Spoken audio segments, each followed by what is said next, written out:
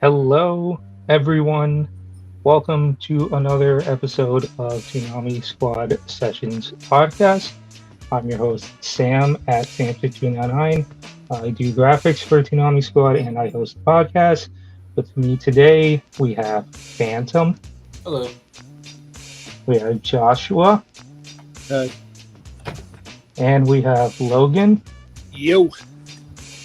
And with us today, we have a special guest. Would you like to introduce yourself? Hi everybody, this is Sketch, or Sketch 1984, regular host of the Toonami Faithful podcast.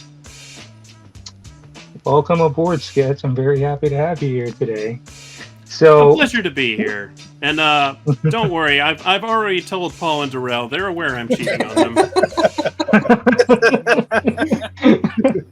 all right. I'm So, two-timing fair and square. At least you're honest. So anyway, just another month in the life of being a Toonami fan, and sometimes it's painful. But let's do this one at a time. So first thing that I want to talk about, tradition at this point, what are we watching? So I'll go first. So lately, I mentioned before, I react to anime that these guys want me to see because I'm like the least anime savvy out of the whole group. So I recently watched and finished Black Lagoon, and I know Logan's happy about that. Hell yes. Yes. Yes, I've seen all of Black Lagoon, including the OVAs, including those little like Ooh. 2 minute, omake whatever thingies that were very whack, drug inducing. Yeah, I got him the exclusive Japanese Blu-ray omakes that we didn't get on the American Ooh. Blu-rays. So Thanks to Logan. I liked it a lot. But it just when I finished it, it's just like it didn't really feel finishing. That's probably because it has a manga that I don't know much about the manga. I don't know if it still goes or if it ended or anything. But like, really appreciate another season, guys. Also, because I got Steven, one of our members, to watch The Legend of Korra, I have to watch this anime by the name of To Your Eternity because he kept begging me to see it. So I saw like the first 4 episodes. I like it so far. First episode was really depressing, and the only thing I knew going into this was that the main character is voiced by Gumball, like of Amazing World of Gumball. Like, well, Yeah. He grew like- up. yeah, I know. Like, I've seen like the first because when I stopped watching Cartoon Network at some point, but one of the last things I watched on there was Gumball and Uncle Grandpa for some reason. And I didn't know that like the actor for it, he has 2 actors now because the first one like grew out of it, and apparently that's what he I always find it fascinating whenever I see like these mainly American cartoon actors dip into anime, because it's like, oh god, I knew this guy from that one like Disney Channel show or whatever, and now he's acting in an anime. That's one of the reasons I watched Jujutsu Kaisen, because the main character was in the Disney Channel show that I liked a lot. But anyway, enough about me. Phantom, what about you? I don't know. Watched a lot of stuff. Finished Miss Marvel. Saw Thor twice. Second time I got a popcorn ball in a cup. Ooh. And I didn't get the AMC exclusive hammer bucket, but but $54 later, I bought it. I want to win that Xbox Series S that's designed yeah. like Mjolnir. And because Bleach is coming back, I've been watching Bleach. I'm in the 70s in the show. I actually forgot to mention that. Yeah, I also started watching Bleach recently for the new season. I'm way behind though. I'm only like 13 episodes in, and I should probably speed up because October's not that long away. Yeah. I'm really considering what arcs to skip. What filler arcs to skip. Yeah, I know. But, Like it has a lot of filler, and like some of them are skippable, but others are actually recommended. So it's like weird. and really, that's about it. Unless we're talking Stranger Things.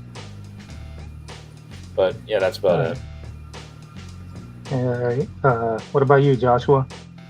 I haven't really been watching too much lately, been busy, but I have been watching one thing, and that is the original 1990 Flash, which I think it's pretty good. I just think it was ahead of its time. It got canceled after one season. So that's always a painful thing when watching canceled shows. Like when you know it's canceled, Yeah. you get too invested, and it's like there's no point in getting invested because it's not going to go anywhere. That happened to me with Symbiotic Titan and Spectacular Spider-Man. Which What, that's on. I think that's on Netflix actually. Yeah, it Just got added to Netflix. Spectacular Spider-Man. Yeah, it got added to Netflix recently. What about you, Logan? Well, aside from my usual answer of half the stuff I'm watching I can't talk about because we haven't announced it for Discotech yet. Luckily, this time most of it will be announced at our Otakon panel in a couple of weeks, so won't have to wait too long for that. But most of what I've been watching, I watched the last few episodes of Star Trek: Strange New Worlds. Easily the best first season of a Star Trek show they've ever produced. Biggest anime thing, I watched the first 2 episodes of the Kamen Rider double anime Futo PI at Anime Expo, and as hype as it was to get to watch the first 2 episodes early, it's been painful because not only did I have to wait a month before the show starts broadcasting, but then I've got to wait an extra 2 weeks before I get new episodes. So I'm anxiously awaiting those. But yeah, that's been kind of my jam the last few weeks. All right, Sketch, what about you? Have you been watching anything? Oh, I've been watching so many things. Every time there's a new anime season, I tend to dip my toes into most things. So I've been doing that. And let me tell you, the summer season is just full of wonderful garbage. just the best trash. Such fine titles as My Stepmom's Daughter is My Ex. That sounds like that's going to be right now. up your alley. And all of a sudden, oh, sorry. And Harem Something Dungeon in Another World. Sound like that would be right up Dre's alley. Yes. I was going to say. Rent a Girlfriend is back. And it's still terrible. Why do I keep watching it? I don't know. I do not know. I'm just imagining anime. I'm just imagining one of our squad members, Andre, right now, just running like and being like, "Did someone say Rent's a girlfriend?" Yeah, he's running up that hill. Sentai's got a lot of good stuff this season. And of course, they have more Made in Abyss, and Made in Abyss continues to be very intriguing and also occasionally gross. Call of the Night from the creator of Dagashi Kashi seems pretty interesting so far. It seems like it's going to be a pretty hype show this season, and Sentai got that one. And I have just enough nostalgia to care about Mew Mew New. Just enough, because when the original was dubbed by 4Kids, I knew it wasn't a good dub, but it's still pretty watchable. I was kind of disappointed when they just stopped. Like they never finished the dub. But oh well. Does she get to sing the national anthem? I forget if that character was involved in that, but yes, seeing as 4th of July happened recently, that clip circled the internet again, of course, as it usual. Always does. Yeah. So those are some of the anime, and of course, there's some more additional seasons and stuff, like finally getting another season of a Devil is a Part-Timer, aka the Devil is a minimum wage worker. Yeah. Yeah, it's about time we got more of that. I'm waiting for the dub though, because I've never actually watched that show subtitled before. Oh wow. So at least I don't think I have. So I'm too stuck on the dub voices to switch now. That's not usually the case, but I am that way about some. Also, if I intend to watch shows that are going to be dubbed, I tend to wait for the dub unless I'm like, I gotta see what this is about right away. And Usually, for other things, I'm keeping up with the latest batches of One Piece as Funimation puts out the dub. Not the download to own one, but just when they're streaming it, because I ain't gonna buy that. I'm not gonna buy digital copies. like, Come on. I keep an eye on those dubs too. But like, since I already binged the show, I mainly just like try to keep my eye out for certain key moments and episodes that I'm curious to see how they handle dub. One of the recent ones that I was curious to see that got answered was the big emotional like fight between Luffy and Sanji, which was an hour special, and Funimation Crunchyroll cut it into two. And it's not like, because I remember like when that came out, it was next to the Dragon Ball Super 1 hour thing, which had the Goku and Jiren fight. But like, unlike the Dragon Ball Super thing, which was actually 2 episodes split, the One Piece thing was a literal like hour episode that was simulcasted, and when they which dubbed is very, it, very rare for One Piece. I was surprised by that. And and they don't have both dubbed episodes of that on Funimation's website right now, because for some reason they list like the full hour as one episode, and then they list the second half as a different episode, and they won't let you watch the dub version of the first half, which is stupid. I don't know why they did that. Like, there've been a lot of problems with them uploading One Piece lately. Yeah, which is strange because it's like the only thing they're uploading. On the fun, I find it funny that like they want all eyes on Crunchyroll and all that, but like the only legal ways to watch the new One Piece dubs are the digital owned ones or Funimation. Yep, they haven't quite figured out that deal with Toei yet, it would seem.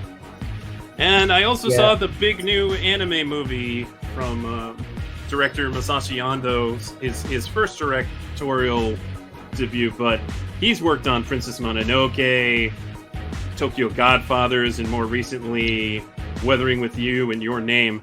And to say it is similar to Princess Mononoke would be an understatement. It's definitely got a lot of Princess Mononoke vibe to it, though it is based on a novel series. And it is epic. I highly recommend people go see it in the theater. Alright. If you can. The theaters close to me are picky with anime movies. Usually if it's like the popular thing, like Dragon Ball or My Hero or something, like they'll have it, but like something more rare, like what you described, or like I know that like that Bell movie, like that won't be at my local theater. I'd have to like travel to the next town, just something like that. It's weird. Unfortunate. I had to make a 4-hour round trip to Sacramento and back to see the Psycho Pass movie a few years ago, so I know that pain. Whew. It was worth it, though.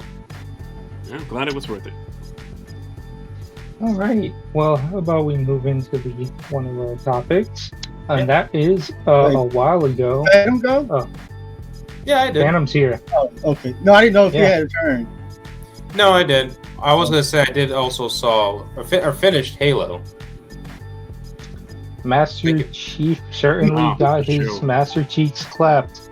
I can confirm that. So one of our let's move on. So we recently had another lovely Twitter Q&A session with our Lord and our Savior Jason DeMarco. Every time these come out, we learn some interesting facts, and I just thought we'd discuss it. I got the thread from CN Schedules here that highlights all the important stuff. So I'll just go down. So first thing is working with a creatively vibrant legend in a hugely popular studio on a project he's real excited about. That's very suspenseful. That I doesn't don't sound know. like JJK to me. Shut up. Hey. This might not even be a Toonami thing, or it could be. We don't know. Like, because example, he's working on a Lord of the Rings anime, and I think that's what, Amazon or something that it's going to. I think that's probably going to end up on HBO Max. The Amazon Or show HBO. is a separate one. That's a live action show. Yeah, they're Oh, Amazon's doing the live action. I don't know. But yeah, I don't know. Like, there's not really much we could say on it because it's just like he's working on something big, essentially.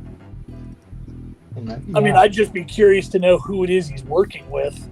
I mean, either the studio or the so-called vibrant legend. Just because, I mean, Jason's worked with some big names before, so it kind of makes you wonder who's left that could probably be doing. Granted, he doesn't say if it's a movie or a TV show, but it just makes you wonder, who's left that he potentially could be working with on something like this. That's not going to just be off doing their own thing like a Makoto Shinkai or something like that. I know it's not Hideo Kojima. He's busy on Death Stranding. I don't know. I was trying to think of a joke, but I couldn't. Death think Stranding? Well, Don't you mean the Amazon delivery simulator? yes. Another thing is plans to air older classic anime that Toonami never had a shot at before. That's interesting. I mean, I guess examples. Although I wouldn't really call these classics because it's not like they're that old. But like, I guess Made in Abyss could be one example. Like, what was that? 2017 it came out. Like Assassination Classroom was on there like a while after it had its run. Well, and the thing is, like that's something I've been calling for, for the last couple of podcasts is, there's so much in the well that as long as they can, wrestle it away from, Sony's iron grip, if they actually can talk them into it or partner up with some of these other studios, there's so much out there that even, knowing that they want to try and focus on stuff that's HD, the HD changeover started in like 2007 to 2008. So, and granted, there is some stuff that's a little earlier than that, but for the most part, that takes us back. We're getting close to almost 20 years of content that they really could go back and look at. So, it's nice to see that they're actually, trying to go that direction because I think there's been a lot of potential there that I won't necessarily say they've been leaving on the table because up until recently they didn't need to look that direction. But I think now it makes sense that they're trying to go that route. Yeah, I mean, considering that our crunchy overlords have essentially taken everything from us, that might be a bit of a stretch. Another thing is 6 or 7 out of 10 chance that we get a season 2 of Shenmue. I'll be surprised. Which I kind of find that a bit surprising because like Jason has said that no more of the Crunchyroll like co-productions because Sony. But like apparently like the Japanese side is very satisfied with the Shenmue show, so it's possible for a second season. Although the thing is that they already tried cramming the 2 games into the 1 season. Before the show came out, I thought that it was going to be like season 1 be adapting the first game, and a potential season 2 would adapt the second game, with a potential season 3 being the third game. But like, I guess a potential season 2 would be like adapting game 3 or something. I never played Shenmue. But I heard like the third game was very disappointing,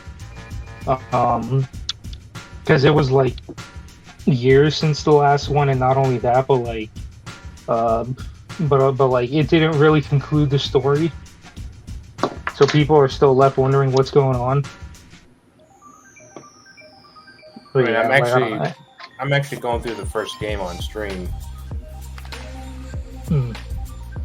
like another thing, shocked they were allowed to air Hellsing, Parasite, Food Wars, and Kill la Kill. I remember my first Toonami viewing had Dragon Ball, and then Kill la Kill was after, so I was definitely like, whoa, what's this? Why is she getting naked to fight this guy? It's somewhat of a stretch. Parasite. What were you saying? No, I was gonna say, well, I mean, they have giant titans that are naked. I mean, why not air Kill la Kill? Parasite. I haven't I remember it airing, but like I didn't see the whole thing. I just remember a couple key moments. But yeah, I was like, that's pretty bloody. And I don't know. I haven't seen Hellsing, although yes, I have seen Food Wars, and yeah, like Food Wars is Food Wars. Still waiting on the eventual season 5 airing because you know it's coming. Hopefully. Yeah, and now one of the most worst kept secrets, and something that was very obvious and was pretty much said. Anything Sony has the rights to is extremely unlikely to air in the foreseeable future. Examples like Yu Yu Hakusho and Spy Family. Hoorah! I call this. Like I remember when the news first broke out that I said that I'm just gonna immediately assume the worst case scenario, and I said that I would love to be wrong, but I'm just gonna be very blunt and say that Sony's telling them to fuck off. And what do you know? Sony's telling them to fuck off. Basically, they're pulling the Disney. Honestly, yeah. Yeah, and I see the whole thing is so short-sighted on Sony's part. I mean, I get that they're looking at like, oh, we're the hub for anime. Everybody knows to come to us. But it feels like if Adult Swim is going to be like, hey, we will give you money to let us run this, it's free advertising. Like, right. I don't understand how, especially if they start replacing the Funimation logos on stuff with the Crunchyroll logo.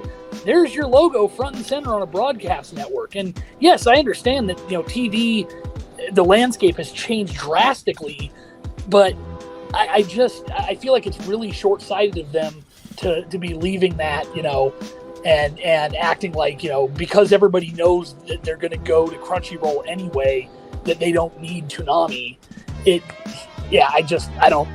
I don't get the line of thinking, but when have these executives ever made logical decisions? It's always like a painful thing nowadays too, when like 90% of new anime that gets announced are instantly slapped with the Crunchyroll exclusive label, and we are just like instantly, well, rip that show's chances of coming to Toonami. This is a later topic, but I'll just bring up a snippet now. But like almost everything announced at Anime Expo, like we'll talk about Anime Expo later, but like Jesus Christ, almost every good show, just almost everything that was announced over there was instantly hit with the Crunchyroll like exclusivity, and it's just like, man, literally. Realistically, only one of these shows can air on Toonami, and luckily that's Bleach, but we'll get to that. But I don't know, like it's just like. Well, and I think the thing is, like, even if Sony wants to say like, okay, we're not going to let you guys have the newest hottest stuff right when it's airing. I get that, because of course when the buzz is hot, you want people subscribing to your service and watching it there. So I completely understand that that's their mindset, and I wouldn't even ask them to change that, because frankly they're not going to.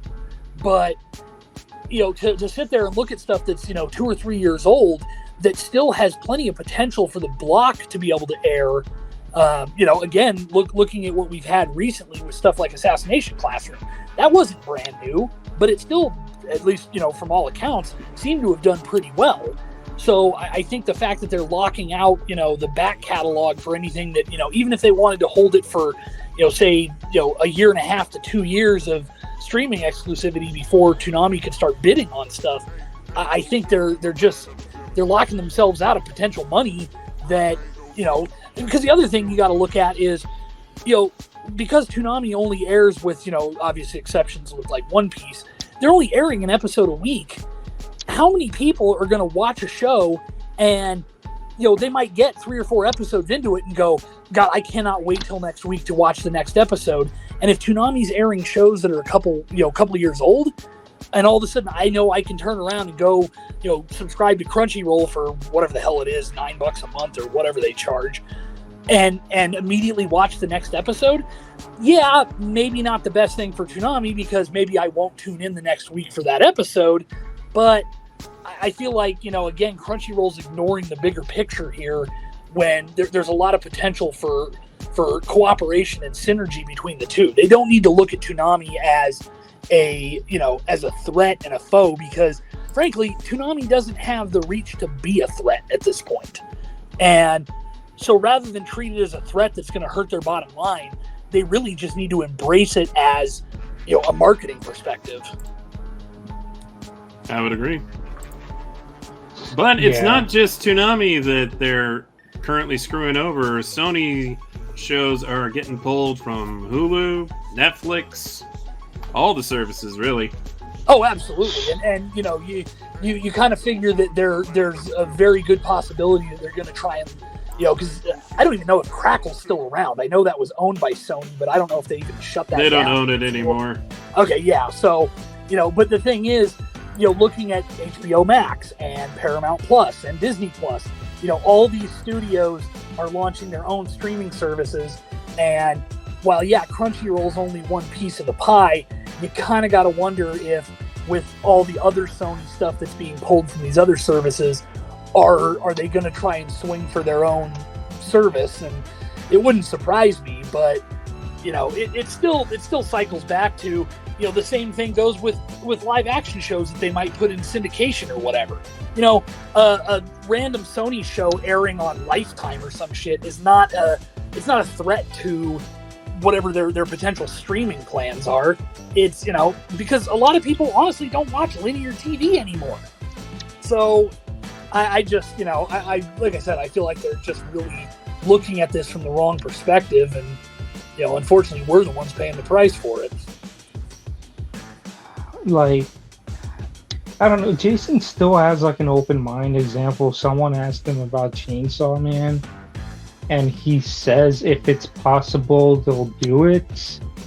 And then I'm just thinking, well, wait, isn't Chainsaw Man already slapped with that Crunchyroll label? Like, which I don't know how that's gonna work. Like, at this point, I've just come to learn that, like, if a new anime is coming out, for the love of God, you just gotta hope that it doesn't get slapped with the Crunchy label or the Netflix label. Because if it gets slapped with one of those two labels, then don't count on the Toonami run. Honestly, I feel like Crunchyroll still has a better potential than Netflix, given what we know of their licensing windows. True. Rip JoJo Part 6. No kidding. God. Yeah. What else? So more movie nights on the horizon, I think. In quotes. I hope so. Like, a good example, we were just talking about this before we went live, but Made in Abyss. Like that. Yeah, they gotta play that movie. It is essential watching.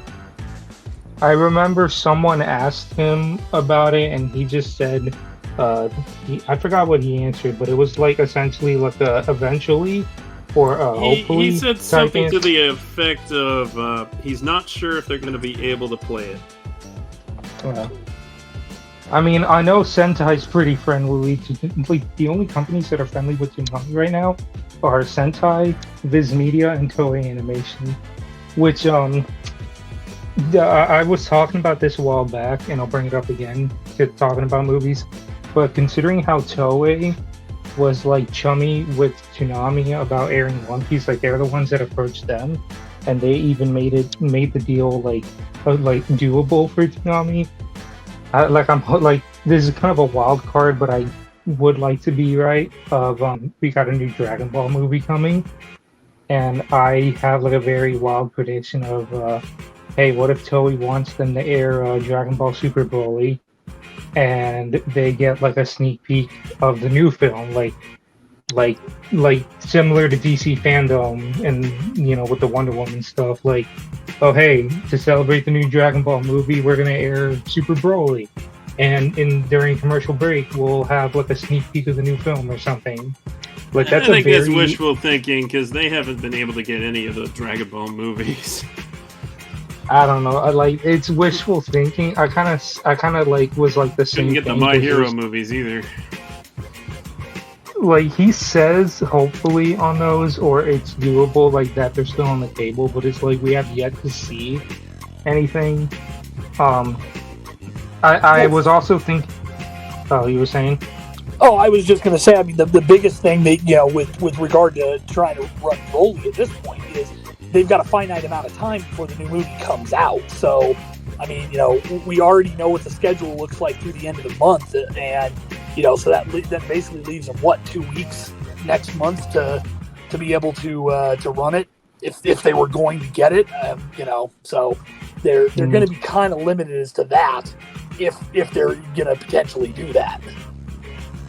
Yeah, like also with a new One Piece film coming to Red, like I would assume, like yet again, assume maybe like they want them to air an older One Piece film and get a sneak peek of Red, but that's just me talking wild card.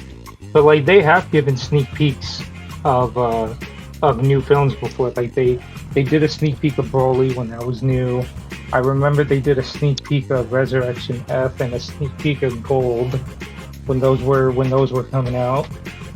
So I'm just like thinking, well, hopefully. The only other thing I can think of is the Made in Abyss film, but yeah, like there are My Hero movies, there's Naruto movies, Hunter x Hunter movies, and all that, but yeah, like it's just like with the way Toonami is now, like if there's a special weekend, it's most likely a marathon, unless Warner Brothers tells them, hey, DC event coming, so air these movies to promote DC fandom or Wonder Woman or something like that. Hope they do that for like Black Adam or something. That'd be cool. Looking into making quote-unquote fun, action-oriented shows for kids 6 to 11 for Cartoon Network. Excellent. I will want to see it. Make it happen, Jason. Kids make it happen. Deserve action cartoons. There's not enough of them being made. Honestly. Yeah, well, and the more you make, the less stigma there is about, it's like they constantly talk about how it's, kids don't watch action cartoons, and it's the same thing you see with, like, girls don't watch animation. Well, do you make animation for girls? Well, no, because they don't watch it. Well, there's none for them to watch. So how can they watch what you don't make? Yeah, it's a self-fulfilling prophecy. Yeah. Look, when Cartoon Network was running Justice League Action, which was a good show if you haven't seen it, it was quarter-hour episodes, like 11-minute episodes. They only gave it 11 minutes a week. They didn't double it up. Just one segment. They paired it with some other show that was already rerun to heck. And it was just one segment of Justice League Action any given week. Hardly any reruns until they finally were like, we're going to dump the rest of this at 6 a.m. on a weekday. And then they wonder why it fails. I hate it when networks do that. Not even just Cartoon Network, but like instantly that comes to my mind was Legend of Korra. Now, I don't think they're going to do that to the new Batman show, the new Superman show, or Gendy's Unicorn show. But man... Well, yeah, don't disrespect Gendy, obviously. Because like, if you put Gendy's show at like 6 a.m., he's probably going to call network executives and be like, what the hell? Yeah, well, they did eventually put Symbionic Titan at like 9 a.m. Didn't they give Gendy a contract at this point? They did. Yes. Where he's pretty much got free reign to range. make whatever he can. Whatever he wants to do. With the Cartoon Network library, too. Well, Well, seeing as he got his start at Hanna-Barbera, good to see him being able to do stuff with those franchises. So next thing, Giant Robot Week was done to test out several shows. Unfortunately, none of them performed really well. That's a shame. Both Die Guard and Nadesco would have been good. I will thank Toonami for introducing me to Die Guard, because I had never heard of that show before, and it is fun. It's a good show. You can watch it on Crunchyroll. I think also Retro Crush. Watch it on Retro Crush. They had Evangelion though. Could y'all imagine the end of Evangelion on Cartoon Network? You know what I mean? Imagine that first scene. Yeah, those episodes were very edited. I just realized we have the license to Die Guard, so... Yeah.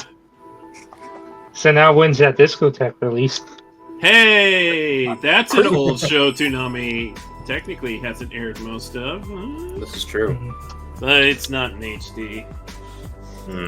Okay, and next one... Get TV rights, so... You have to go knocking on the distributor's door, not ours. Yeah, that's usually the case from what I hear. Maybe for putting IGPX on HBO Max. As someone that's who an interesting one. You know, I recently bought the DVD set when I was at MomoCon. So, already seen it, but it would still be, nice. Tom 1 / the Battle Damage Tom 5 are his favorite Toms. Actually, give some choices. I personally, even though I didn't really grow up with a bunch, but I liked the 3.5 model, specifically from the 2012 era.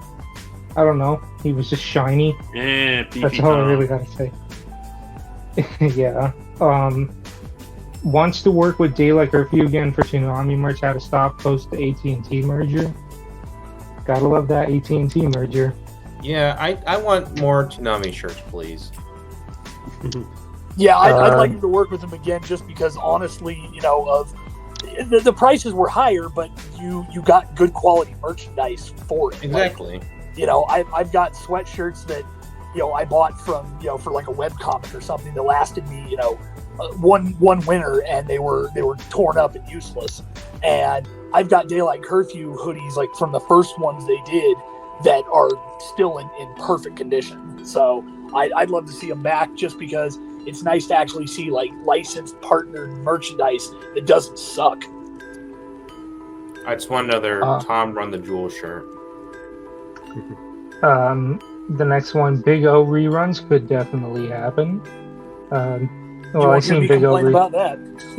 I don't think he's talking about season 1, unfortunately. Oh, season 2 then. Let's not forget that thread that just got posted recently where the guy was dunking on Big O. Slander. Toonami's filler show. I will cut a bitch. Toonami's filler show was Dragon Ball Z. Yes, thank you. Anytime they needed to fill a slot, more Dragon Ball Z. Realistically, though, because of the partnership, the relationship that they have with Sentai right now, I wouldn't necessarily rule out Big O Season 1. The biggest problem is that costs the money, whereas Season 2 doesn't. So, I think at some point it would be nice to see them re-air it, just because you miss a lot of context if you just drop into Season 2. Oh, yeah. Shivering Truth would be the one canceled show you bring back, and other new Shivering Truth was canceled. I've never seen Shivering Truth, so I really got nothing to say on that. Me neither. Been begging. Shivering Truth was a very intriguing show. Another adult show got canceled as well. I always say this, but it's I feel like if an Adult Swim show isn't a runaway hit out the gate, or isn't a special type of situation, then it's destined for no more than 2 seasons. Because what was the one show that they canceled recently? Joe Pera. Yeah, Like- that's the one I was thinking. Like, it's just, I don't know, like, a lot of these Adult Swim shows will, like, if it's not like a Rick and Morty or something like a Two Girl and Birdie, it's just like, I don't know, it's just like, they always look good, but it's like, once the second season is up, like, I'm already thinking, is there going to be a third, or is it going to, go away? They've been begging WB for years to let them air DC shows at a price we can afford, seeing encouraging signs regarding that. Oh, That would be nice.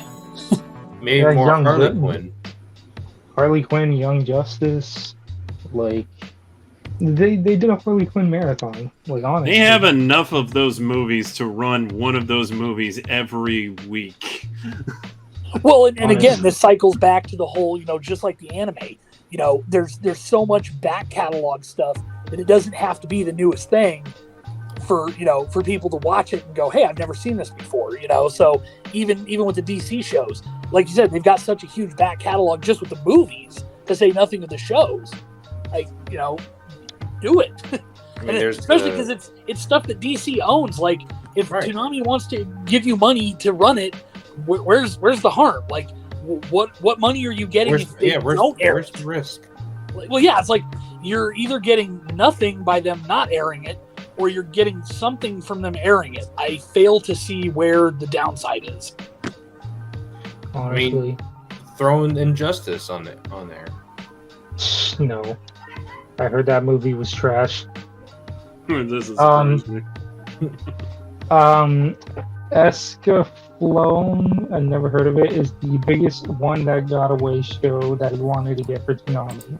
Escaflowne it's basically like one of the earliest isekai type shows that people know from before isekai was a term. Mhm. AMC acquiring Sentai has not changed their relationship with Toonami. Sony, take notes. God. Like, I remember when the news broke of AMC getting Sentai was out, and we were all like, is this going to affect Toonami? And I guess not. Sony, take notes. Well, and it's surprising because you'd think, being that AMC is, they actually have their own broadcast networks, you'd almost think, and granted, I mean, Sony owns stuff too, but you'd think that if anybody was going to be like, no, we don't want to be licensing out content to a competitor network, it'd be them. And yet, here they are going like, nope, because once again, where's the downside? So, Sony, stop being Sony. I remember the week that news dropped that they pissed off 3 fan bases. They pissed off anime fans. They pissed off Spider-Man fans. I forgot what the third group was because I remember it was like a triple win. It was like them acquiring Crunchyroll and them getting rid of the ad-supported thing, and then something Spider-Man related happened that everyone got pissed off at. What was it? It wasn't No Way Home. It probably had something to do with hit movie Morbius because that has a method of pissing people off. A sequel is near, people. Yes. Regarding Fena on HBO Max, quote unquote, Crunchy co-pros are now complicated, but hope to get it up at the end of the year. Exactly. Shocking. And then the CN schedule says about Toonami and W Warner Bros. Discovery as a whole right now, quote unquote. Jason says, we have a ton of plans. For now, our new bosses have sort of put everything on hold across the company as they assess what they want us all to do. We know it looks to fans like we are just sitting around, but we literally can't do much right now. Money is very tight too, which kind of explains why we haven't been getting anything for a while. Like, in regards to, like, nothing replacing Assassination Classroom and nothing replacing Shenmue and Titan when they ended. So, like, that, essentially, they've been put on pause. And, I'm not knocking. I'm just, like, a little concerned. And, like, a little more stuff came out, like, after this Q&A happened. So, like, there's still a pulse. But that's kind of a depressing thing to say. So it's not depressing. I'm getting the last couple things, and I'm just kind of like going to group them here. More Big O, not possible right now. That's fine. We don't Uncut. need more. Yeah. Uncut Viz Media Sailor Moon dub on the radar, quote unquote. Very interesting. Yeah, I'd be What curious was- if they mean the original or if they mean Crystal or even both. What?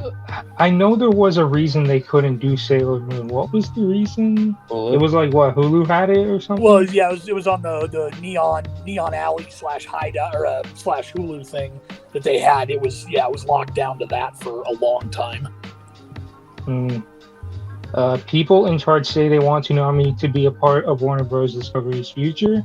Interesting. Quote unquote haven't heard anything regarding more Ball Masters. And Rick and Morty, the anime, will be an Adult Swim airing. Which makes sense because since they've said it's going to air subbed, that might give them a little more flexibility with that. Although, we've heard Jason say before that subbed anime doesn't do so hot, and although I do think that perspective may have changed, I kind of wonder how much of that is from 15 years ago when it probably didn't do very well, and now that not everything gets a dub and we get so much subbed anime every season, I kind of wonder how much the perspectives on that have changed. And maybe that's part of why they're going to try and do this, is just to see if maybe it'll work.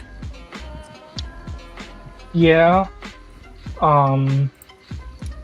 Although considering with the recent news of Primal, I would assume maybe air on Adult Swim and later that week, like Toonami rerun. That's just what I'm thinking. That definitely seems likely.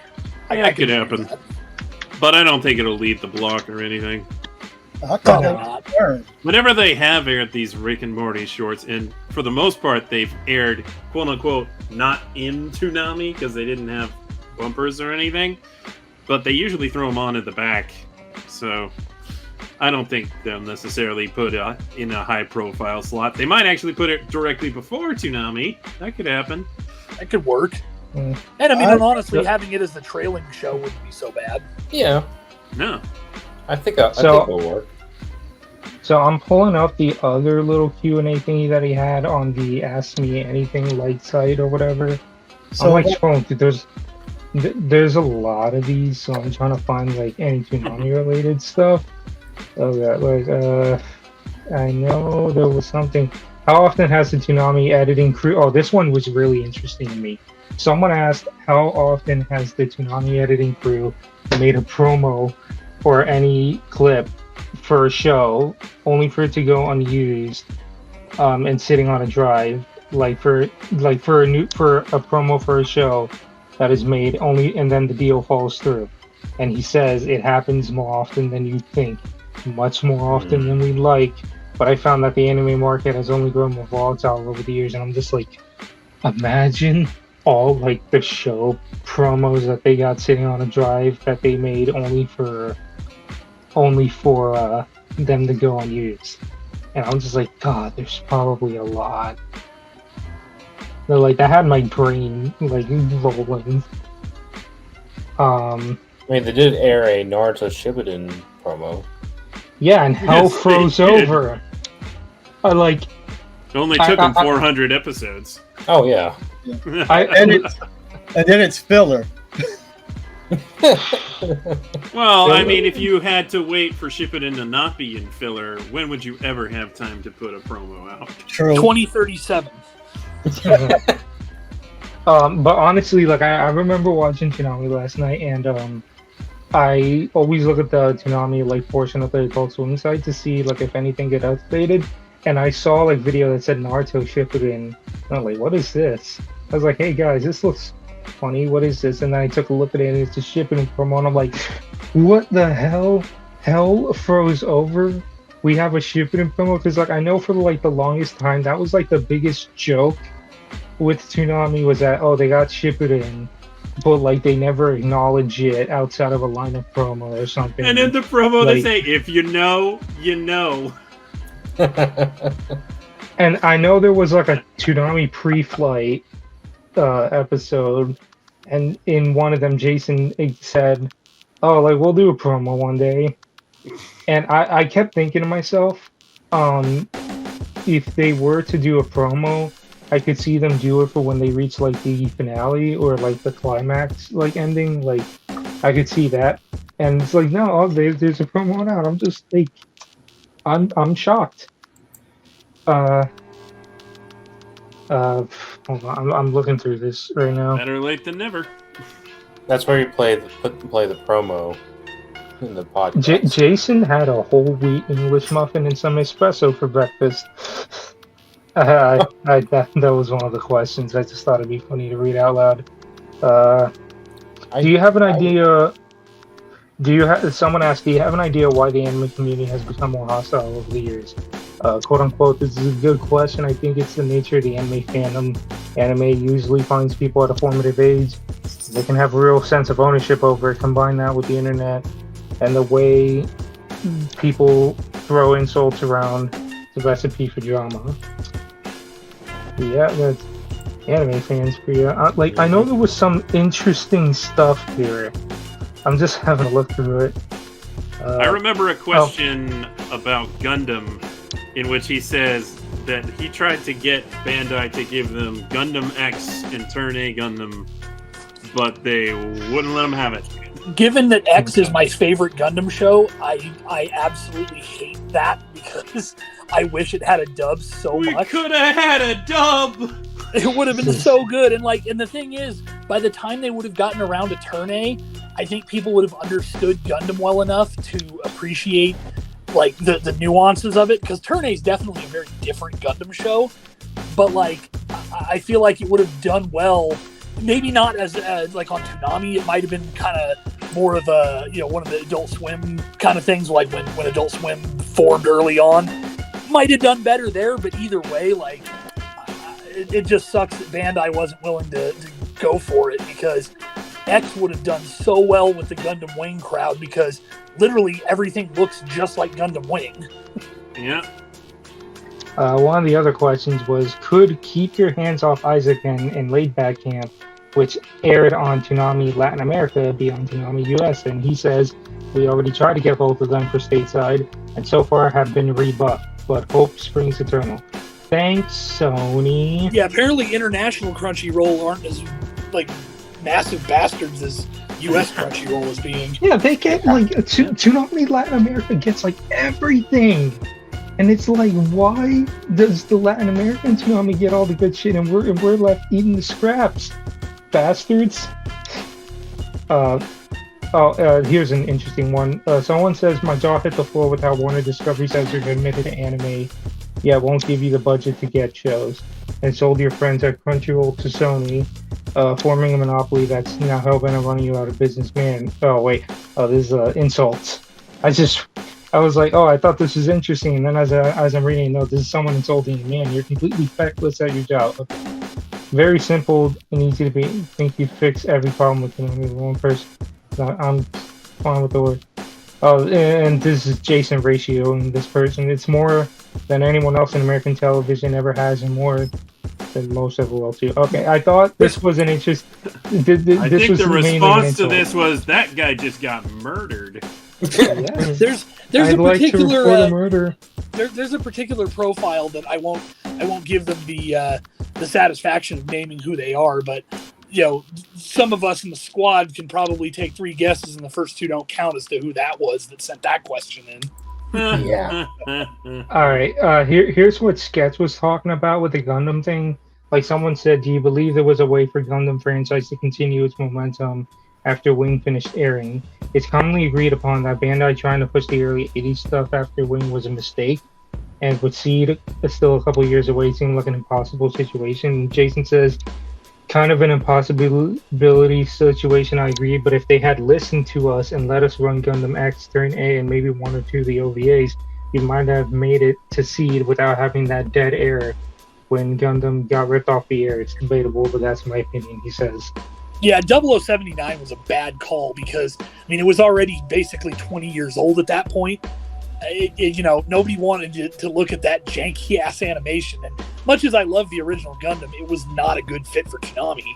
Whereas if you'd gone into X, G, and Turn A and done 0083 and 8th MS Team, which granted they did run 8th MS Team anyway, But if you'd gone with those, I would agree. I think you would have made it to seed with Gundam having a lot more attention on it.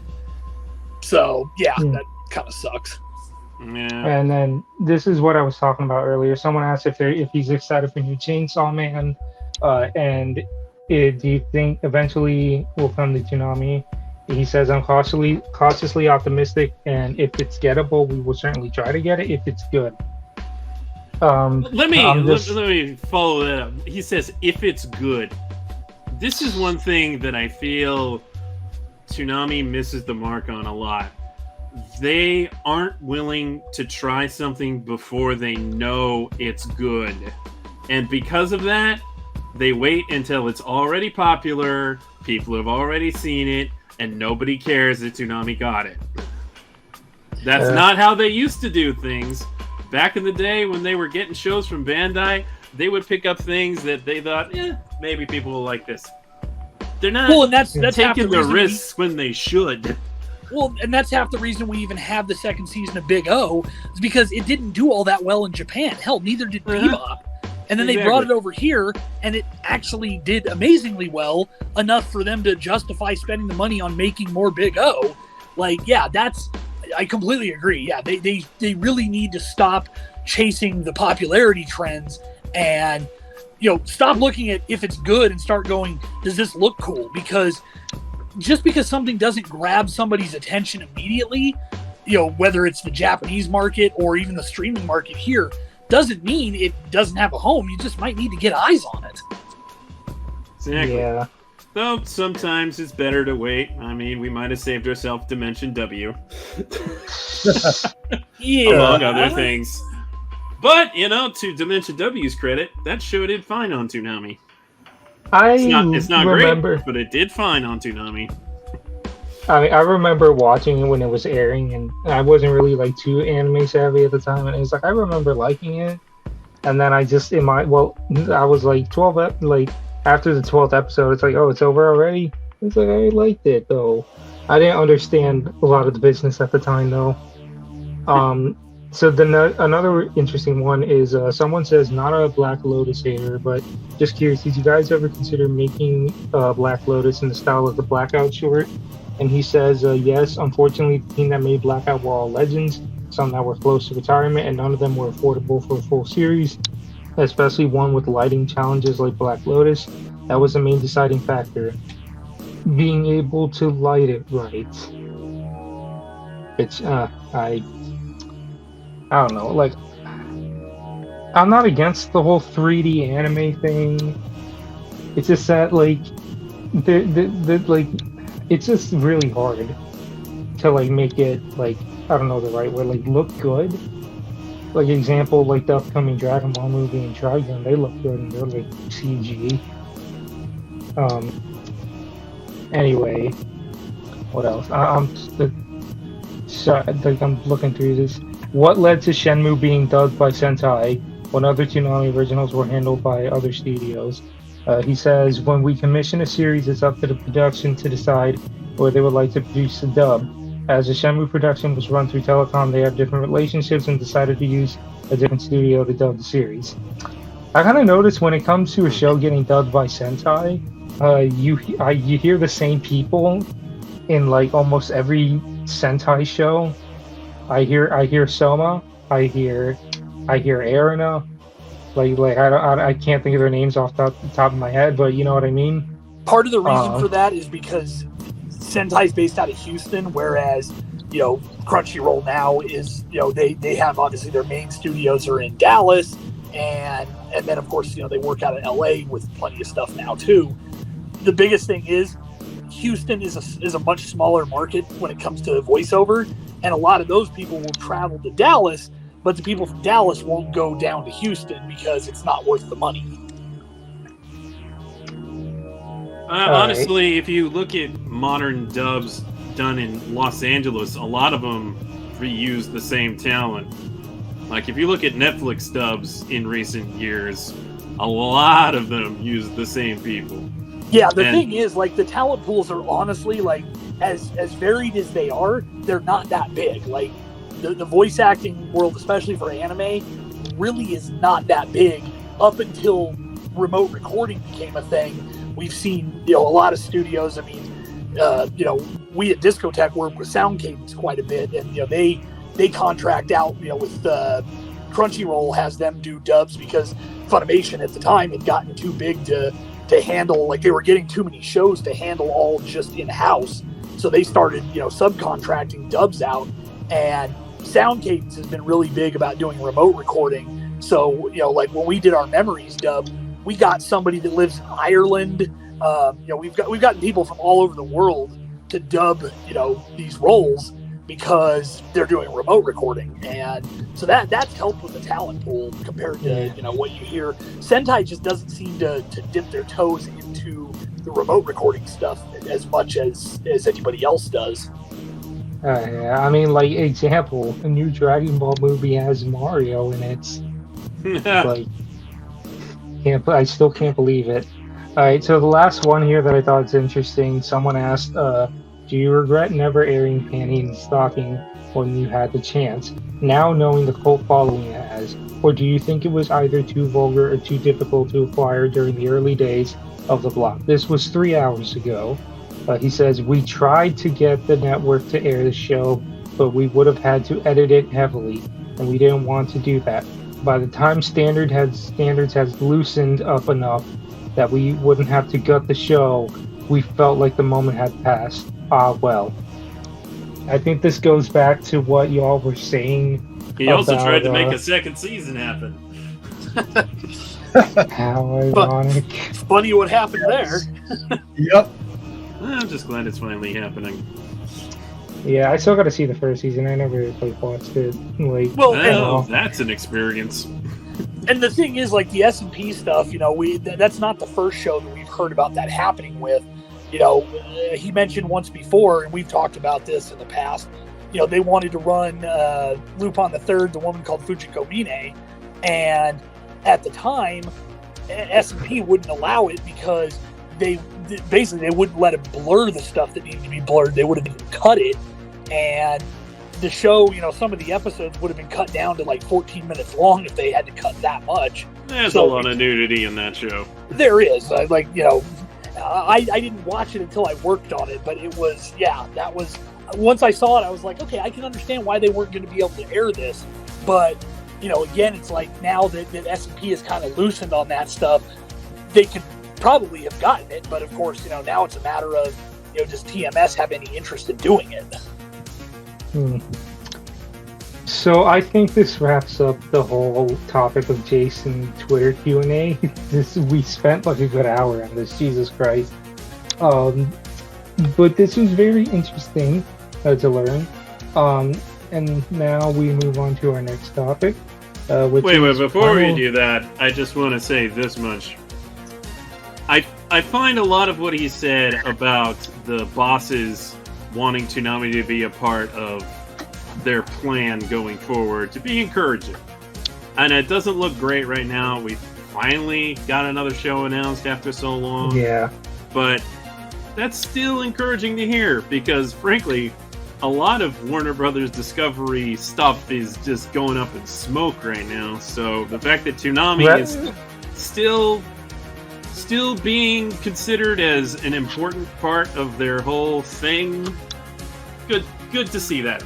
Yeah, I mean they went to the point of running ads for Toonami on like TBS and other networks recently, which that's the thing is it's like it's hard to see them. It's rough as a fan watching the holding pattern thing, but realistically, that's what it comes down to is with so much other stuff that's been getting the axe, the fact that it's only in a holding pattern, while it may not be the best place to be, it's also a lot better than the worst place it could be, which is in a trash can. Yeah. So, this was like something like a lot of people saw coming. They announced Primal Season 2's premiering July 21st, which is a Thursday. Ironically, at that same week, the first season would like be done airing on Toonami, and what do you know? The second season's gonna have an encore rerun on Toonami. The first almost two episodes, as if it was always planned to be that way. Yeah, I can now see why they aired Primal during the Shenmue marathon, because I was like thinking, "Oh, why are we still gonna air Primal during a Shenmue marathon?" And I was like, "Oh, because if they keep airing it, it'll line up with season 2." And what do you know? Also, if season it was 2 just a Shenmue marathon, nobody would have watched. honestly. Although I'm surprised that when the Shenmue marathon happened, that they didn't air the whole show, like they did with Venom and Black Lotus. They just only aired like the first 7 episodes. Yeah, that's a weird place to stop. Yeah. So yeah, Primal season 2. Seeing the ads, like they say that it's gonna be that this second season is gonna be like a more like serialized type of like event. So it's not gonna be like very episodic like the first season was, and like they left off, like when you look at the trailer, it's like, oh, like a whole human tribe, and like there's this giant freaking Satan-looking monster just sitting in a throne. Like, is Spear gonna dethrone God? I hope so. I don't know. Like, I don't know much. Like, second season's coming to Toonami. Like, well, Encore rerun. It's gonna premiere that Thursday, and it'll come on to Toonami like that same weekend. I don't know. How do y'all feel about Primal? It's a good show. You don't have to wait longer. Oh yeah. Oh yeah, and like all 10 episodes are gonna air like during that. I think they said like season finales like in September or whatever. Yeah, I think it said September 15th. Because I think they're gonna air it on Adult Swim proper, then it's gonna be on HBO Max the next day, and then we're getting it on Toonami the following day. Mm-hmm. Yep. I called that. I know A lot most of people called it. I know most people don't pay attention to the ratings numbers anymore because they're mostly meaningless these days because Irrelevant. I mean, I remember when we used to all get excited like, oh, this broke 1 million viewers, and it's like, wow, those are the days. But like, I'll actually be kind of curious to see the difference in the premiere night versus the Toonami broadcast, and see if the numbers are similar, if one tops the other. Be curious to see how that goes just from a viewership perspective. That's one of those things where you'd also kind of want to poll people and find out, like, did you watch it on both nights? Did you only watch it on one night? And if so, which one? Be kind of curious to see, what the breakdown on that ends up being. I mean, I'll probably end up seeing it on both nights, because I'm always tuning into Toonami, and then I'll tune in the Primal when that comes on. But I mean, more Primal. I'm excited. Like, I'm curious to see how this season's going to be handled. I'm primed for Primal. Puns. But not only that. I was going to say one thing real quick. I'm pretty sure we all did call it, but JMB called Pop Team Epic Season 2. A good fan. He did. A couple years ago, he did. We're never gonna let him forget that. If Logan didn't know, and I'll explain it to Sketch. So what happened was how's that look back? When Pop Team Epic had the season 1 airing on Toonami, you know how like the Pop Team Epic episode would end with like a gag of like that fake idol show or whatever. Mm-hmm. Like, I forgot what it was called, but like when the last episode of Pop Team Epic aired, they ended it with like that idol show getting a season 2. And I was like, oh, hey boy guys, season 2 or whatever it's called. And Joshua was like, they alert everyone, season 2's coming, and he actually posted on the Toonami Squad site. It's like, breaking news, Pop Team Epic season 2 announced. And then we were all just like, no, it's not a season 2 announcement. It was just the gag in the show. And then they announced season 2 years later, and we're like, hey, Joshua called it. All those years ago, he called it. Hey, Sentai could dub that this time around. Yeah, they could. Well, as I recall, wasn't there an OVA that they released like 6 months after Funimation released the Blu-rays, and like Crunchyroll had it, Funimation Now had it, and High Dive had it, and all 3 of them had different dubs, and they've never been released on any kind of disc because it was just a single, it was just like Pop Team Epic always does. It was one episode done twice with 2 different dub casts, but in this case, it was like 6 different dub casts. They were dubbed? I'm pretty sure they were. Like, maybe I'm wrong, but I could swear that like all 3 of the streaming services at the time had it, and they all dubbed it differently. Well, either way, you don't have to have a consistent cast with that show. Oh, yeah. So it's all good. So moving on now. So like, finally, after so much silence from Toonami, like we were all just excited at the mere fact that they announced that something was coming. I literally remember when they announced it, I was like, I don't care what it is. It's something. They got something, guys. It's something. Oh my god, there's something. And it is season 2 of Yashahime. It's something. I mean, also not surprising too. I'm just surprised that it came this soon, considering how long it took season 1 to get here. I mean, at the very least, it's a good sign that everything's still, hunky dory with Viz. Yeah, although like that kind of had us wondering, like, was it always part of the deal with the Yashahime, like when they got the first season, or was it maybe. like made after season 1? That like, so did they know that they were getting season 2, like after finishing season 1? Well, DeMarco always was like, we hope we can air it. Well, and as I recall, and again, maybe I could be wrong on this, but wasn't didn't it start airing on Toonami while the Japanese version was still wrapping up? Like, it was really close to the end of the first season, but I could swear it started airing while the Japanese first season was wrapping up. And No. Though it was a season that was split in half, so Toonami started airing it after the whole dub was released streaming online, which was already like, I want to say 7 weeks behind Japan. Okay, yeah. Because I was going to say, I thought maybe that, if they were ahead of it, they might have, they might not have even known a second season was coming at that point. But yeah.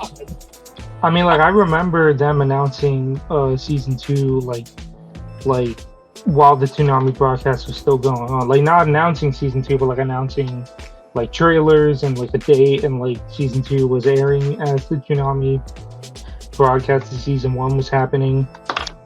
It was only a matter of time. But, I'm excited more at Yashahime. I mean, like, I've said it before, but like, I never seen Inuyasha. I know that's very blasphemous. Watch that instead. So yeah, but the sub it March 20th, 2021, and then it started airing on Toonami, I believe, June 27th. But yeah, like, I'm just finally glad that we're getting something. I'm curious what's gonna happen when Attack on Titan and Shenmue finish their reruns. Like, are they gonna go for another rerun, or are they gonna have like another older show rerun in its place? Like, they could pick something up. It's in the realm of possibility.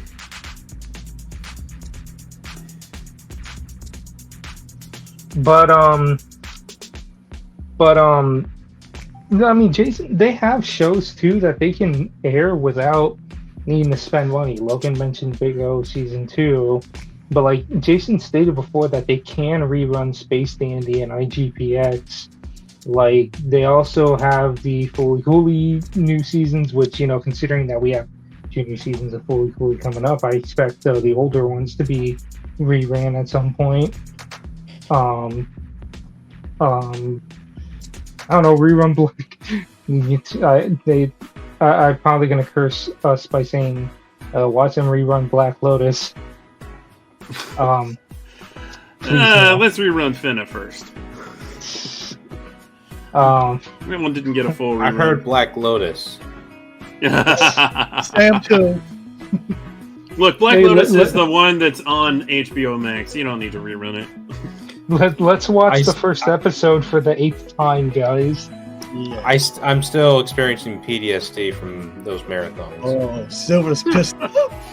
You have no idea how pissed off Silver is. Yeah, like during the special Friday night Toonami, guys. It's the Friday night of Toonami, and Yeah, and Friday it's just another Adult Swim night. I don't know. Anyone else got anything to say on Yashahime? No. I need to Yeah. catch up on that show. Well, anyway, I another. hear that season 2 is better than the first. Oh, is it? Wow. Oh. At the very least, it has. I mean, that's more, not a- It has That's- more with older characters, so it's you know. You I mean, get that's more, not a more high time bar. with Inuyasha and Kagome. So I need to Alright. watch Final Act also. Anyway, our last topic of the night, an event happened. It was an event by the name of Anime Expo, and a lot of Oh, stuff boy, happened sorry. there. and if you Um, went there, get yourself tested for COVID. Hey, I Slogan. successfully survived all 4 days without getting COVID, so Congrats. Maki, though. I am unstoppable. But yes, Anime Expo, it's a thing that happened, and there was a lot of news that came from them, and 2 of our own members went, Logan here and Daniel. I wish And it- before they went, I asked them if they could like jot down any topics worth discussing, potentially anything Toonami related. It's very sad that only really like one thing that over there is like Toonami related. Not like we could still talk about some of the other stuff, but I kind of wanted to get some of the more Toonami focused topics in there. There was well, I'll let Logan take care of this since he was there. You want to take it away, Logan? Yeah, so I mean, at least as far as Toonami goes, there was enough stuff that was adjacent to it. Unfortunately, I didn't get a chance to go to all the panels that I wanted to because I had some business commitments to deal with. But there was a panel for the new One Piece movie. My understanding was that was mostly the English dub cast. Because at this point we all know it's going to get dubbed. It's pretty obvious. Yeah. The only thing I know that happened there is because the movie has like a singer in there, like I guess like the girl that they're showing off in all the trailers, she's a singer in the show, and the movie has like a track or like a song that's going to be used in the movie, and apparently they showed off that song at the panel or whatever. That doesn't surprise me. As far as other stuff that kind of has either Toonami roots or potential for Toonami, there was the big panel for the new Bleach arc, and I know one thing that came out of that, because they haven't actually confirmed dub like really publicly, but a few of the voice actors were they showed up there. Like Michelle Ruff showed up, and she even tweeted out afterwards, she's like, I'm pretty sure I'm allowed to say that I'm coming back. And it's like, I don't think they actually announced that, but the cat's out of the bag. So, I mean, the good news there is because, like we said with Yashahime, the fact that Viz clearly has, some relationship with Adult Swim still, that's really promising for them to hopefully get this new Bleach arc, especially now that we know it's getting dubbed. yeah, and Viz Media has it, not our crunchy overlords. Yeah. But yeah, and then there was a panel for the new Trigun, which unfortunately is in Crunchyroll's hands, so I don't think we'll be seeing that anytime soon. I got to go to a couple of panels, for stuff that obviously won't end up on Toonami. Longtime Toonami fans most likely remember Robotech, and of course, for a long time now, Macross, one of the base series that was used to make Robotech, it's had a long history with not being available in the US. And a few years ago at Anime Expo 2019, Harmony Gold, the company that produced Robotech, announced like, oh, we've re-upped our licenses, so we've got this again. And there was a lot of tears and frustration from fans, thinking that this was just going to mean that Macross was off the table and it would have to go through Harmony Gold, and we'd never see it again. And last year, Big West, one of the production companies, announced that, we've come up with a deal and we're going to be doing something with it, worldwide. And we got a couple of theatrical runs for some stuff, but there'd really been nothing else about it. And they hosted a big panel at Anime Expo where they announced that Macross Frontier, Macross Delta, Macross Plus, Macross 2, basically most of the stuff that wasn't the original Macross has been licensed by various companies, both Nozomi Entertainment, Anime Limited, and Animego, who I've done work for. So it's really nice to see that that's finally making some progress. Unfortunately, none of them are going to get dubbed as far as like the newer stuff like Frontier and Delta. So while I do think that those, again, being slightly older shows, if they could have gotten dubs, they would be absolutely prime candidates to get on Toonami, but it doesn't look like that's going to happen, at least in the short term. Now, one of the big, definitely Toonami adjacent things was kind of hoping we might get some announcements of something, but it was more of a 10th anniversary panel kind of for the US side of things for Sword Art Online. They were celebrating the 10th anniversary of the anime. You had a big panel. The hall was at capacity. Bryce Papenbrook and Jeremy Lee hosted it. They ended up bringing out basically most of the major secondary characters. Cassandra Lee Morris came out, who voices Leafa, Michelle Ruff, the Xenon. Basically, like I said, a whole lot of the other cast. Again, most of it was just kind of talking about, the impact that it's had. I guess they did a poll of the favorite episodes that fans liked, and their top three were third place. 10.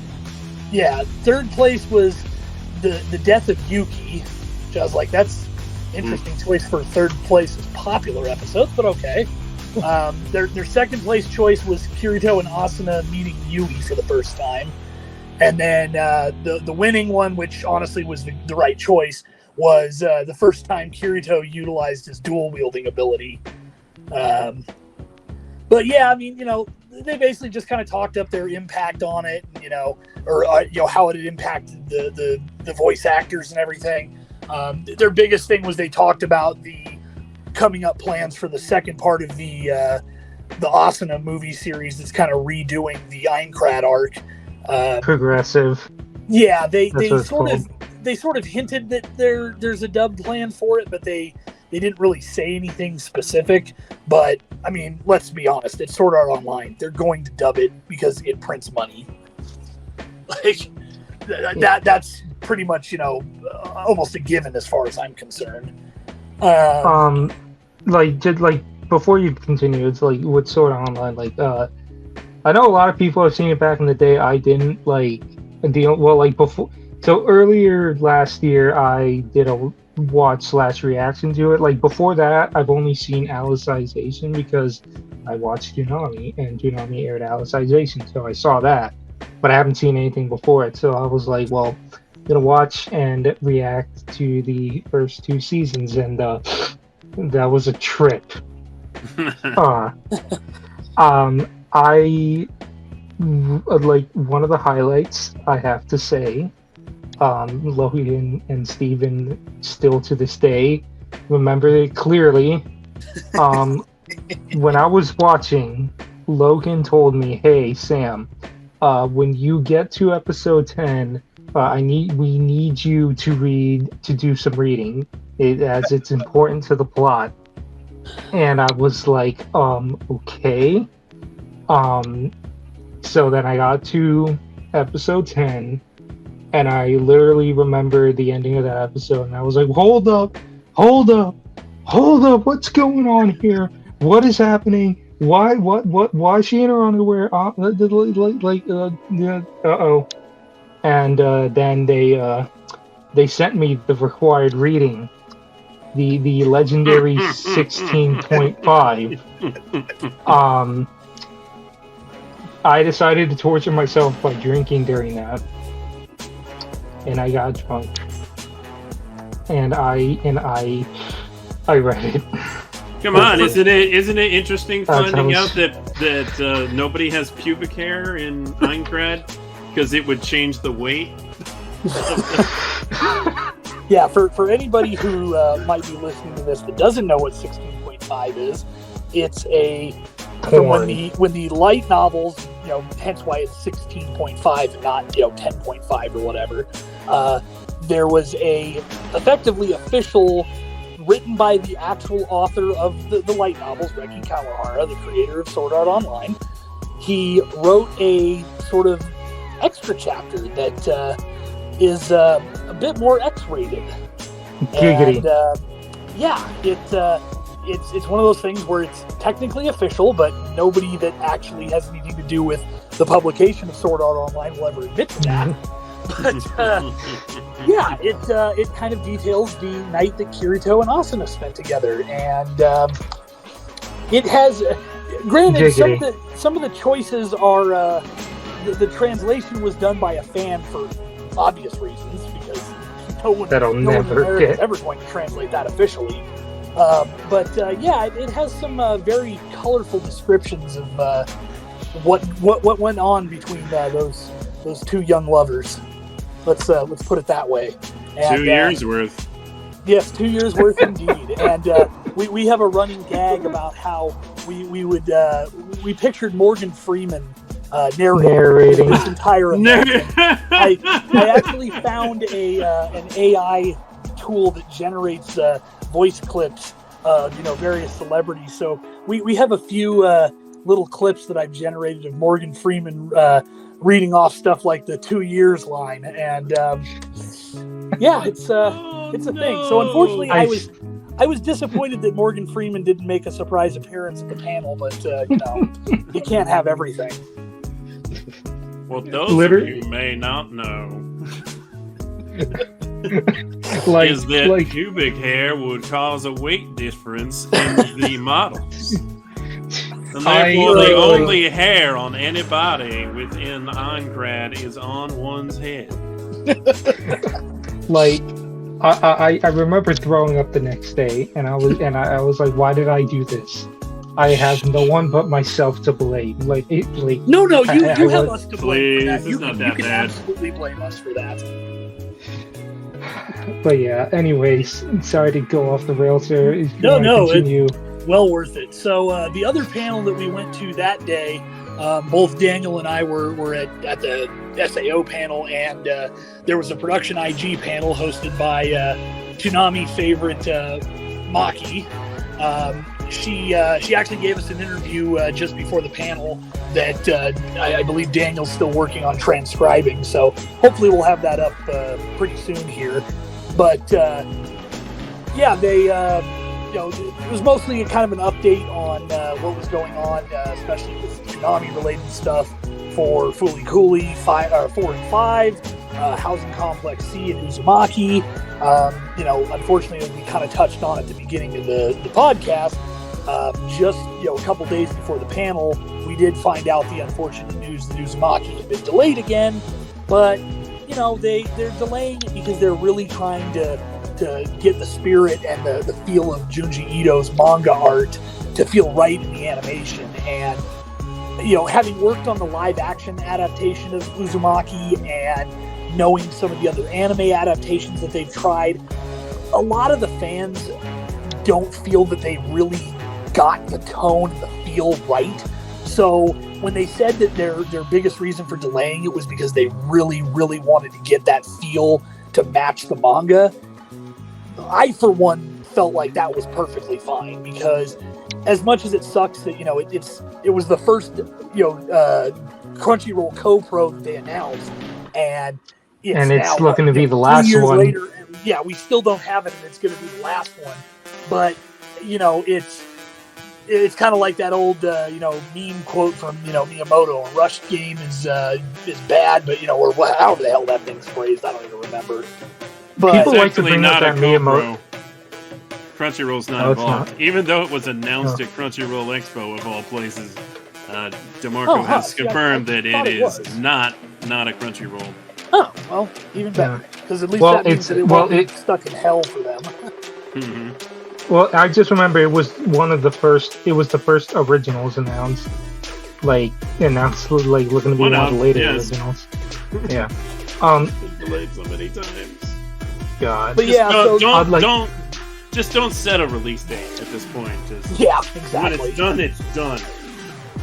But yeah, so then they had the president and soon-to-be chairman of the Japanese arm of production IG, Mitsuhisa Ishikawa. He was there, and he basically, because he's kind of talking about how this is basically going to be his last anime expo before he moves up to the chairman role, and George Wada, who is at Studio Wit, he's taking over as president of production IG. So they had him here. We also got Shinji Aramaki and Kenji Kamiyama, who were mostly there to promote their new Ultraman anime, but Ghost in the Shell fans know that they've been both very heavily involved in the franchise, including the unfortunately Netflix exclusive Ghost in the Shell 2045. They were all talking about some of the stuff they've got coming up, like the Lord of the Rings adaptation that Jason's working on. Didn't really have a whole lot to say about that, just because it's they're aiming at 2024 for that, so it's a ways out. We did get an update on Housing Complex C. We got confirmation that it's a 4-episode series, so kind of interestingly, it seems like they're aiming at like a 4-episode run for their horror shows. And something that Maki told us was that they felt like the horror anime genre is kind of underutilized. So Jason was really, keen on it. And so they've been looking at trying to expand the horror genre, both with Uzumaki and now Housing Complex C. So don't be surprised if we get another future production IG anime in conjunction with Toonami that is potentially another horror anime. Now, Maki didn't say that specifically, but given what she was saying about them wanting to kind of focus on that genre, I think you can kind of make an educated guess on that. But they did have a message from Amphibian, the creator of Housing Complex C.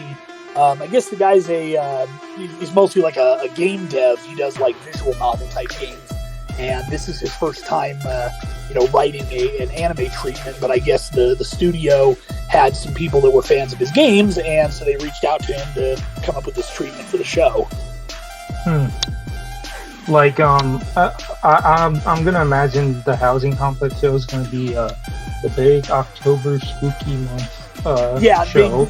Maki did say that it's aimed for later this year, so it sounds like it's far enough in production, and of course only being 4 episodes probably doesn't make that too terribly difficult. So yeah, I would not be surprised if they aim for just running in October, because if it's only 4 episodes long, you can easily throw it in. This October has 5 Saturdays, so it'd be real easy to throw it on in for the entire month. Air all 4 First 4 episodes Saturdays. and then run a marathon. Yeah, I was gonna say that. Yeah, marathon at the end.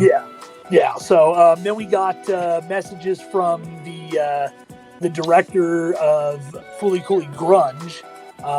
That one was talking about how it's CGI. So they were kind of going with a different feel for it, and centers around a trio of girls. We've heard this before with the other seasons. The production team, was really, really keen on trying to, respect the original work but adapt it to the modern era. So we'll see how that goes. I personally thought that the teaser trailer they showed off, I liked the art style. I thought it was an interesting change, and again, I don't think they've confirmed if these are 6 and 6 again, but they probably are. 6 episodes. If it sucks, it sucks, and then you just move on to the next one. So Yeah, I know like a lot of people, a lot of Fooly fans are not happy because they already didn't like 2 and 3 because they like people feel like, oh, like the original OVA is nothing special. It was made like during a certain time, and like trying to replicate that is pointless, and it's an insult to the original OVA to keep trying to do it again, and blah blah blah. Yeah. Yeah. I mean, now the interesting thing was they also had an update on season 5, Fooly Cooly Shoegaze. What we did learn about that is that it's actually going to be a pseudo sequel to Alternative. It is the one that people liked. Yeah, it is a new protagonist. This time it's a junior high school boy. But I think they said it was like 2 protagonists, didn't they?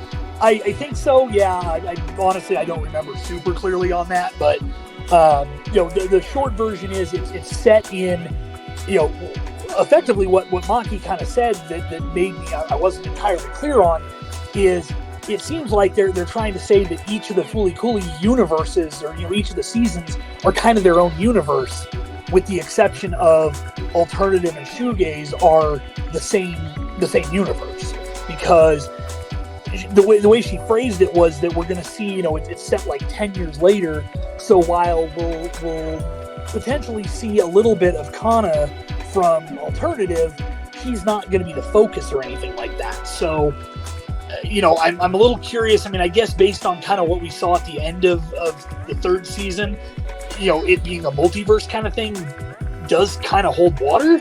So I guess we'll kind of see how that goes. And then they had a message from Yamaoka from the Pillows, who of course are back for the 2 new seasons because honestly, you can't do Fooly Cooly without them at this point. So at least the soundtrack's going to be a banger. Yeah. But yeah, I mean, those were the 2 big things I was able to go to that were kind of Toonami related. I know Daniel did get to go check out the premiere of the new Dr. Stone, like OVA, I guess you'd call it, special, whatever they want to call it. He did get to go see that. I don't recall if he went and saw the Made in Abyss movie or not, because I know they screened it, but it was one of those things where, or not the movie, but the premiere of season 2, I should say.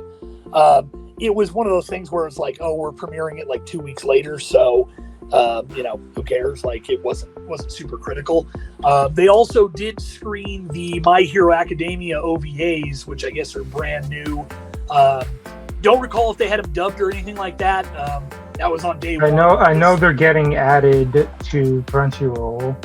Yeah, those were new, and it was the same kind of thing. Like they were relatively close to being released, so it's kind of hit or miss. I mean, I have an advantage that I have an industry badge, so it's really easy to get to the front of the lines.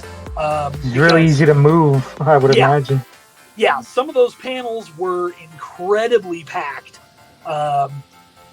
Luckily, I didn't end up going to the Artist's Alley until the very last day, within the last like 2 hours of it being open, because that there were reports going around of talking about how somebody took one of those CO2 monitors in there, and it was near the back of the Artist's Alley was almost at the point where it's an OSHA violation.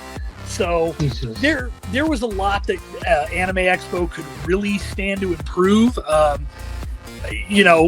Daniel and I both we went down and got our COVID wristband checks, and it took us about 15 minutes because we did it on the night before the convention, so that wasn't too bad. But honestly, the most frustrating thing was, I went to Otakon last year, and that was really the first major convention to kind of come back and post-COVID, and the masking requirement, the fans at that convention were so good about it. I mean, if I were to say it was 99.99%, people masked up at Otakon, I don't think that would be an exaggeration. And same thing with Momocon.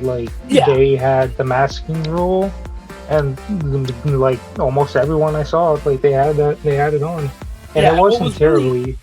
What was really frustrating with Anime Expo was even the first day I was there, I was at the Macross panel, and I tweeted out about it, and because Anime Expo had posted up this thing because people have been complaining about just how many people didn't have masks on.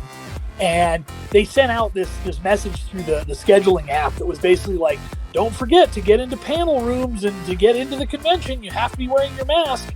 And it was kind of, it felt like one of those like, well, we sent a message, what more can we do? Because the amount of people, like, I understand, like with the cosplayers, fine, they want to take a picture, they're going to take their mask off for a second. Like, I get that. That's totally cool in my book, whatever. But like the amount of people that just honestly showed no regard for the rules, and Anime Expo's kind of lax attempt at enforcing it.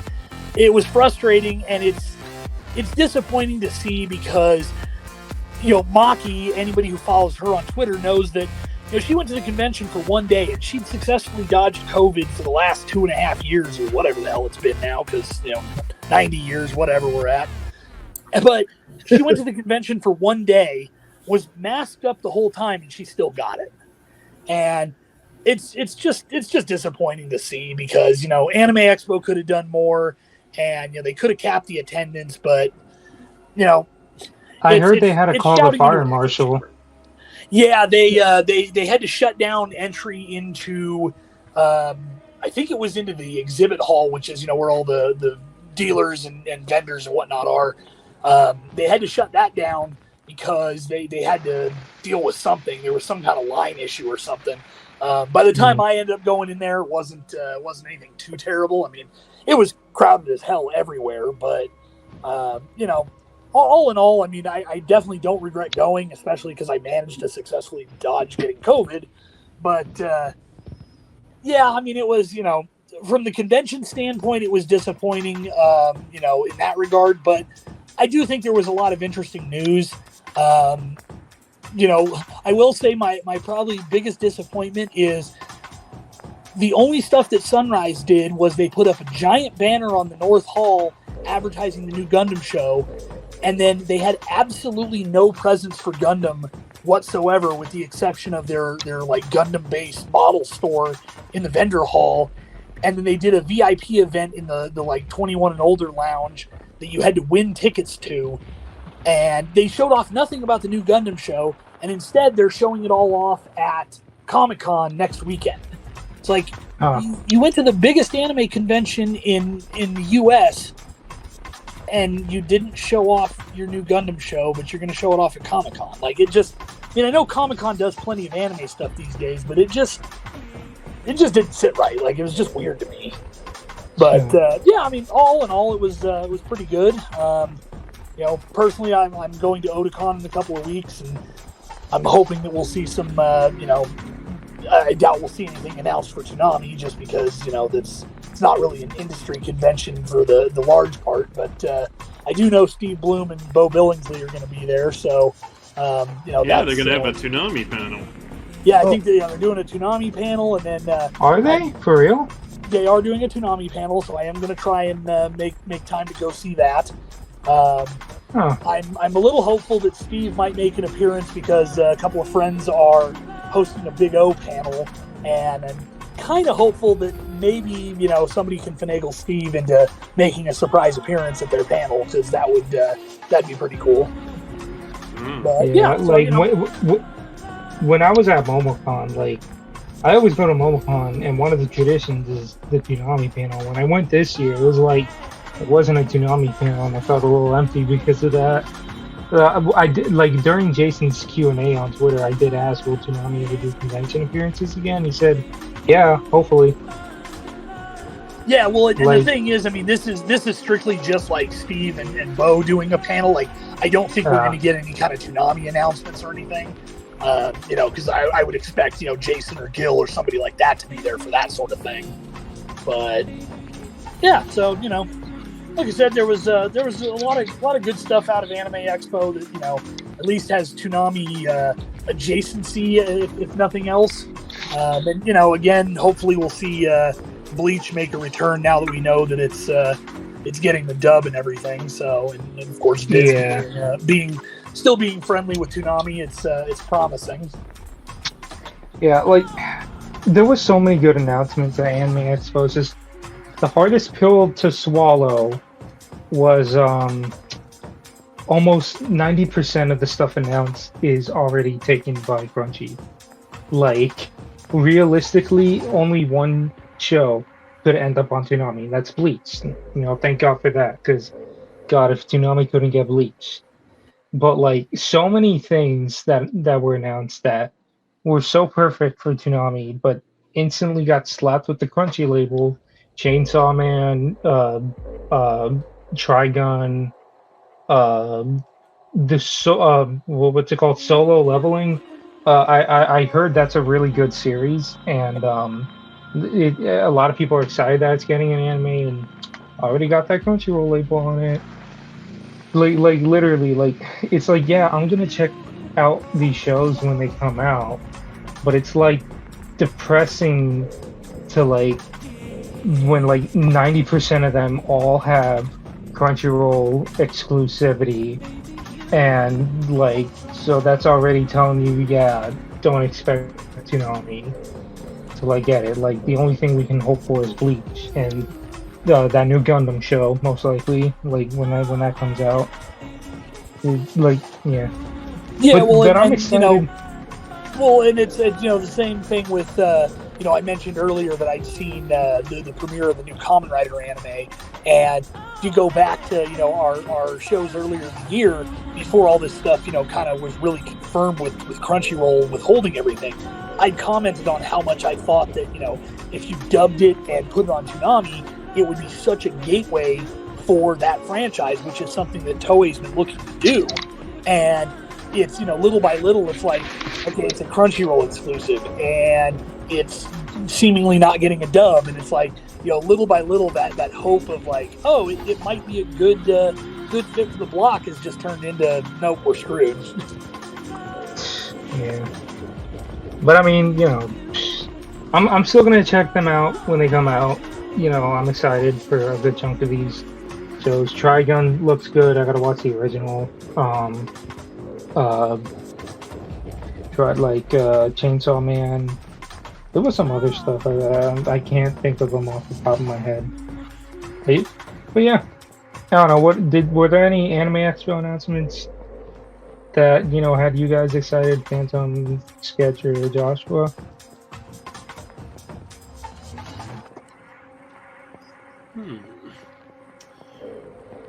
Well, it is exciting, regardless that the Macross series are finally being released. Finally! Oh my gosh, that was that I can tell you just how much long that, time coming.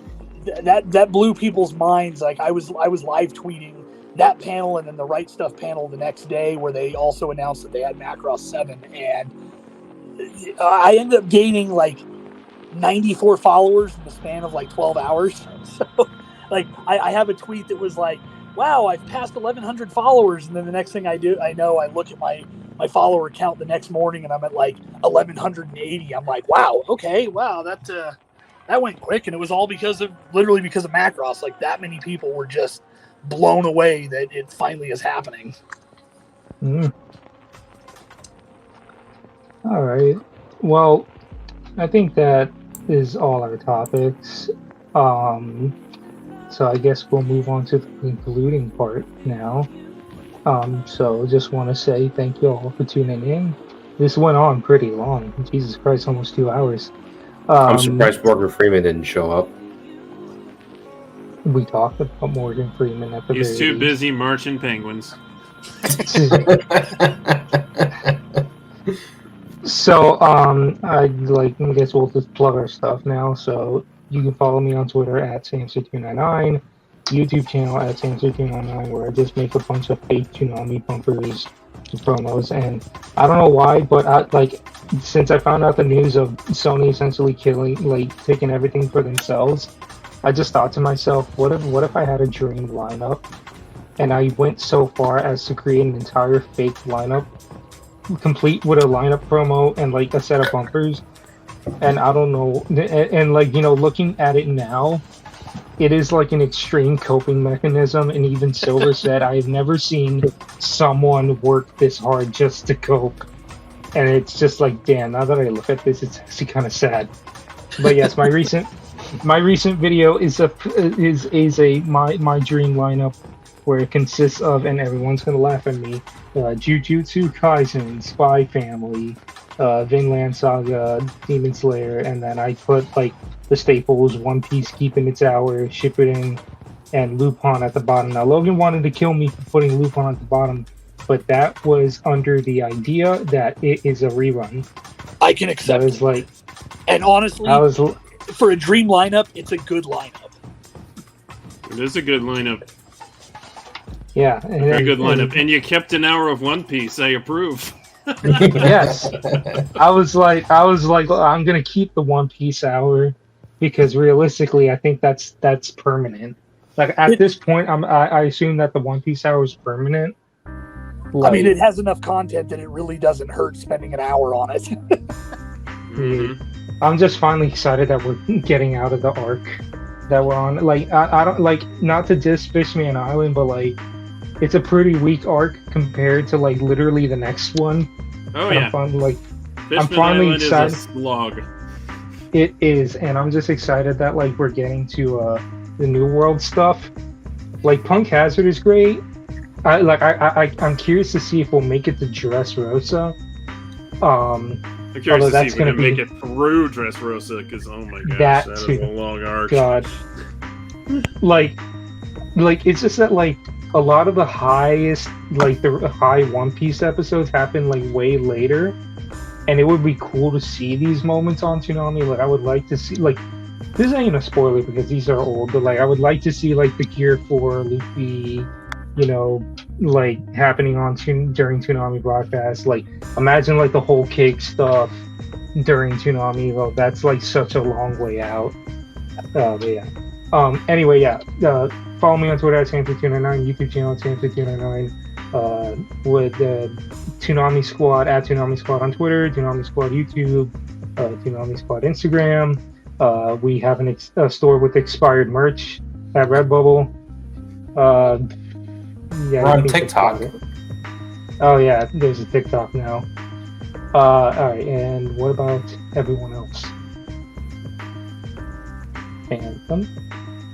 Oh, sure. You can follow me on Twitter at Fanstar64, twitch.tv/Toonami Gaming Zone, TS Gaming Zone on Instagram, YouTube, and Twitter. We're playing Spider-Man Miles Morales, Star Wars Jedi Fallen Order, and like I mentioned earlier, we're playing Shamu. Check us out. Joshua Matthew, creator and founder of Toonami Squad. You can find me on Twitter at GMB_70056. You can catch me at Schmolus1 on Twitter, and just because, you know, shameless plug, if you're a fan of Discotheque Media, and I certainly hope you are, we'll be doing a panel at Otakon on Saturday night, what day is that? That is the 30th, 9 p.m. Eastern, 6 p.m. Pacific. We will be live tweeting it. Can't promise if there'll be any Toonami-related stuff or not, but, you know, if you are a fan of Discotheque stuff, definitely check that out, because hopefully we'll have something for you. And as a non-plug related note, I do just want to wish Joshua all the best with his upcoming surgery, because I believe by the time we do our next podcast, that will probably have gone. So this will be Joshua's last podcast for a while. He'll be out of commission for a good couple months after this. So like, we wish you the best speedy recovery and all that stuff, and we will welcome you back with cake and Mountain Dew. We'll make sure Silver drinks it. We make sure we cook the cake with Mountain Dew. Yes. Thank you guys, I appreciate it. Yes. And Sketch, you want to plug your stuff? Wow, you can listen to my podcast at podcast.toonamifaithful.com or soundcloud.com/toonamifaithful podcast, or all the things: iTunes, Stitcher, Spotify, Amazon. We're on all of them.